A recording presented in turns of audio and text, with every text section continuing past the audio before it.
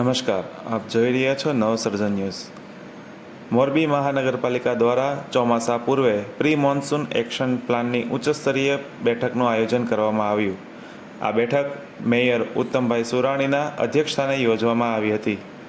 તારીખ 29 મે 2026ના રોજ મોરબી મહાનગરપાલિકાના મેયર ઉત્તમભાઈ સુરાણીના અધ્યક્ષસ્થાને આ મહત્વપૂર્ણ બેઠક યોજવામાં આવી હતી, જેમાં ધારાસભ્ય દુર્લભભાઈ દેથરિયા તેમજ મહાનગરપાલિકાના પદાધિકારીઓ પણ ઉપસ્થિત રહ્યા હતા. આ દરમિયાન મેયર ઉત્તમભાઈ સુરાણીએ જણાવ્યું હતું કે મોરબીના નાગરિકોની સુરક્ષા અને સુવિધા એ અમારી સર્વોચ્ચ પ્રાથમિકતા છે. ચોમાસા દરમિયાન વહીવટી તંત્ર સજ્જ રહે અને પ્રજાને ન્યૂનતમ હાલાકી ભોગવવી પડે તે માટે તમામ વિભાગોને પરસ્પર સંકલન સાધીને કામ કરવા આદેશ આપવામાં આવ્યા છે.